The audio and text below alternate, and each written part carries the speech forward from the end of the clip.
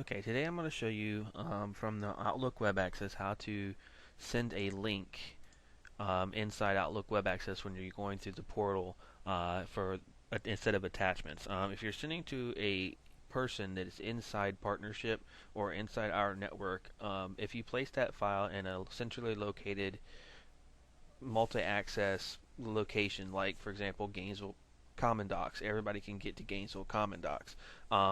Or places like that, that if you're inside your own unit and you're sending to somebody inside your own unit or your unit supervisor, they also have access to your unit folder, so therefore they can see it too. If it's a shared folder that most of you guys use, you can send them a link to the file instead of sending them an attachment.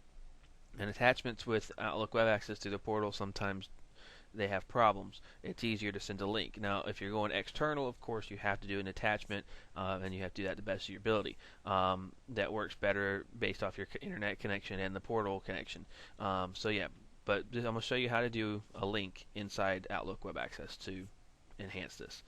First off, let's sign in to Outlook Web Access. This is how you would do it through the portal. Once you're inside Outlook Web Access, it's very simple. You click New to send a new email.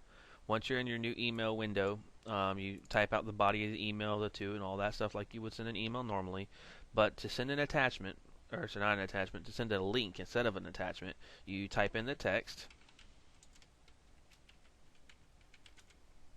Once you have the text that you want the link to be, you highlight that set of text, and then this icon becomes available. Once this icon is available, you can click that icon and you can change it to whatever type you want. These are different things. If it's a file, that's what you're going to want to use, and then you type in the location of the file. For example,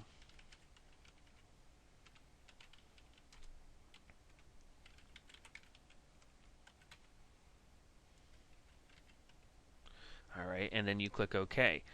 For example, the text will become blue, and that link will then take you to the Gainesville Common Docs to the file that you want to go to. You need to know the path of the file. So to know the path of the file, you would have to browse that folder yourself. For example,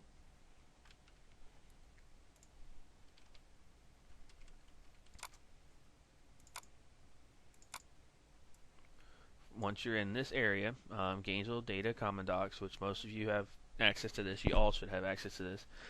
If you're in that location, then you go into one of the folders that you created here, or to the document itself, if you've got it just right here, and you link to that document, and that's simple. And then basically you take the path, which is the full path here, and then backslash the document or backslash the folder. Once you've got the path, you copy that and paste it into your link, and that's about it. For example, I've sent most of you some IT trainings videos. Some of my videos come from here. I'm going to pick on our snipping tool one, and the way you do that is you highlight the one you're looking for, do the slash, go up to the one you're looking for, which it says snipping tool, copy the text out of the address bar like this, copy, close that window, back in here.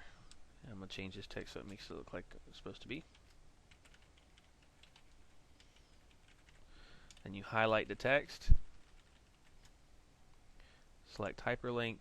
I'm going to do file, paste your location, hit OK, and that becomes that link. And that's how you do it. And then when you send this via the Outlook Web Access, for example, for those in the SWAG or those in the library partnership, or if you're at home and you're using through the portal, the person, as long as the person is an inside partnership person at any of the facilities from Trenton to Live Oak, Lake City, Stark, or Gainesville, they should be able to link if it's in the Common Docs or at a commonly accessed location.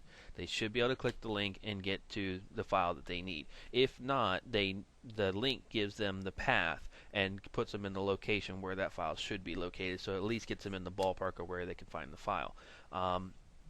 It's definitely a better way to do things. If you have to attach, then of course you always have your attach button right here. But like I said, if it's an inside a document, it should always be linked. It saves the email space. It makes it faster for the email to send. It saves the file in a guaranteed location instead of an attachment, making it a temporary location that could be deleted. For example, if you send an attachment, if the person tries to edit that attachment and they don't save it to their computer first, that attachment could get deleted and the changes may not be saved because it creates a temporary file when it's opened.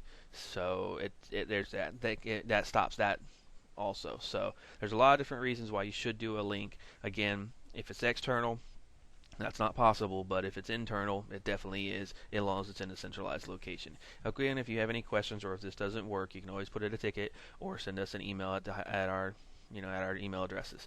All right, thank you.